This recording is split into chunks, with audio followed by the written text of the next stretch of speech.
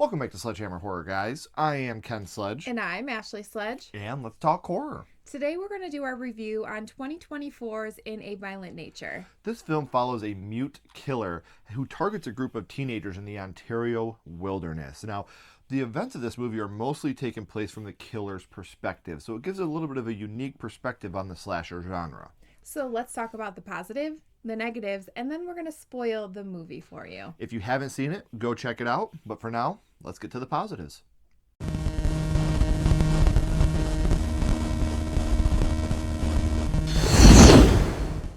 Alright guys, so some of the positives of this movie, there is a great flashback shot that takes place inside of a mirror, who our killer, Johnny, sees the flashback as it's happening, as he's remembering it in his memory, and I really did like that shot a lot. So we kind of already talked about this in the intro, but most of this movie is all from the killer's point of view. So everything that he's doing, we kind of see from his point of view. Definitely unique. I love the design of the killer. As a huge Jason Voorhees fan, I was going to say, you mean Jason? You're going to see a lot of similarities between Johnny and Jason, even down to the J name. So definitely a lot of similarities between them, but even the look of his face. I like the look of Johnny. There's a lot of really awesome bird's eye shot views. One specifically we're going to talk about in the spoilers. Yeah, so it's very artsy in that way. Yes, definitely an artsy type of film, but some great kills. Yeah, the kills are phenomenal. Again, that's more for the spoilers. We'll spoil one in particular. Well, I think we're spoiling a lot because that's the best part of the movie is the kills. So definitely they went all out in the kills part of things. Yeah, and the practical effects are really great too. That I will have to give that to them for sure. Yes, and there's a lot of beautiful scenic shots. A lot of the movie, I'd say 90% is filmed outside, and they really use that to their advantage with natural lighting, and that I can say is beautiful. There's a lot of very beautiful shots throughout the film. So those are some of our... It's hard to give a lot of positives and negatives about this film without spoiling them. So those are our positives. Now let's get right into our negatives of In a Violent Nature.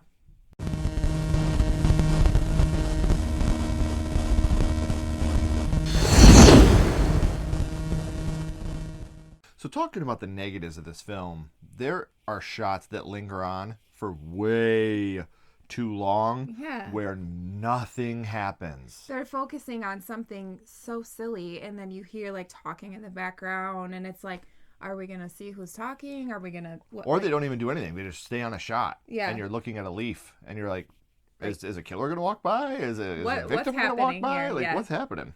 There's a lot of walking. Again, it's from the killer's point of view, and we watch him walk. If I had the if I had the ability to fast forward through 60% of his walking, I absolutely would have. Probably more than 60, probably more like 90% of his walking. I would say that a good 25 to 30 minutes of runtime is him walking. That's not an exaggeration. You think it's that little? Yeah. It felt like the whole movie is just him walking. I'm just like... I kept hearing that Proclaimers song, that I would walk. I just kept hearing that in my head the whole time. Like, damn, this guy definitely... You're getting his cardio in for sure. Yeah, those slashers. Yeah. There's some parts of major overacting by some characters. Like a guy that's crying while he's trying to run away. It just didn't even seem believable. No. Honestly. Like, it was such an overact that you were like, oh, God. We'll talk about it more in the spoilers. But you were kind of getting annoyed with some of the characters and their overacting. And there's some annoying dialogue. Again, you have these teenagers or young adults, very stereotypical, and just... A lot of the dialogue is is very annoying. There's a scene where they're trying to get him to say mentally handicapped in a different way. Yeah. And they're filming him, and he's like, oh, what, you're doing this to cancel me? And they're like, oh, cancel culture doesn't exist. And he's like, well, I'm canceling this conversation. It's like, oh, my fucking God, shut up. Okay.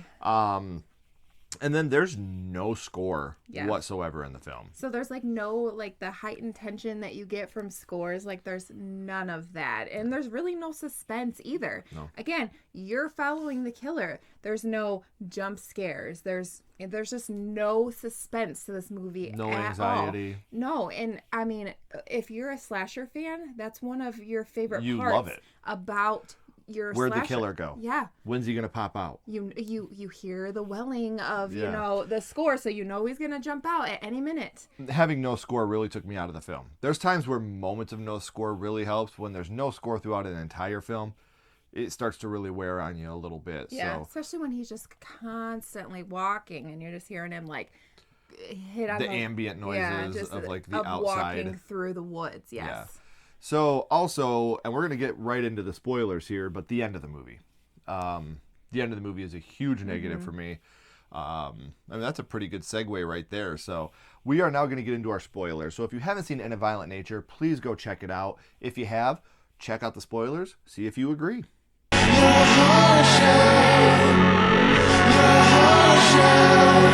So one of the big spoilers to me, and this is how I felt. I don't know if anybody else felt this way or not.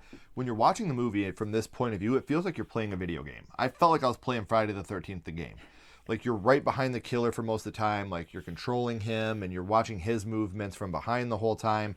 I really felt like a lot of the walking scenes, which took up, seriously, easily half the runtime, you're playing a video game that you're not controlling. So it was kind of annoying to me. Yeah. I could get that. Even though I'm not like big into video games, like I could definitely see that. Yeah. These human beings are the most unaware people of all time. And I get it. It's a slasher. They make stupid decisions. There's a difference between making stupid decisions and being completely unaware of someone standing within 10 feet of you all the time. Or hearing them walk. Like, this guy has a heavy foot, okay? I could have heard him from a mile away, but I'm aware of my surroundings at all times, so. It almost to the point... I'll let you talk about that in a minute. Okay. There was a kill where the guy is on one side of the tree and Johnny comes up and puts a saw in his mouth. Yes. And pulls until his head splits off and his tongue is still moving on the inside. That was awesome. Yeah. Loved it. Probably my second or third favorite kill. Trust me, we're going to really get heavy into the kills now, but that's the one that starts us off and you're just like, oh yeah, let's go down this road. Finally, something's happening. Yeah, so Johnny, he finds this old school like fireman mask that he wears, and it looks really cool. It's creepy. It like the eyes kind of bulge out, and yeah. I like the mask. I thought the mask was cool. awesome. I really did. I thought it was great. I know a lot of my friends didn't like it. I like how the mask looked. I thought it was a really cool idea. Yeah. Okay. Now, this is probably this kill. The best kill I've seen in a very long time. Yeah. You have this yoga...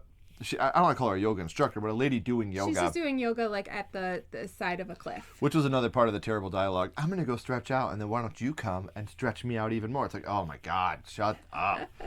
Well, he goes up behind her, and he takes his hook, and he puts it through her body. And you're like, oh my God, that was gnarly. And then she turns around, and he pulls the hook up and puts it into her head, because it's on a chain, and then pulls the chain so her head goes back and breaks her neck. Yeah. And then goes through her body. You can see like the hook like go protruding through the back of her neck. It's so awesome. Yes. And then he pulls it so hard that her body goes back in her head and it goes in through the hole that he just made. And then he just pushes her and she goes sliding down the hill. Yes. Like, oh, easily one of the best kills I've seen in a very, very long time. And it's all practical. Yeah. And it looked really fucking awesome. So another kill that was pretty freaking cool. It's like a bird's eye shot of him holding a rock and he just drops it, crushing Troy's head. Smashes his head. It just explodes. Super gory. Loved it. Yeah.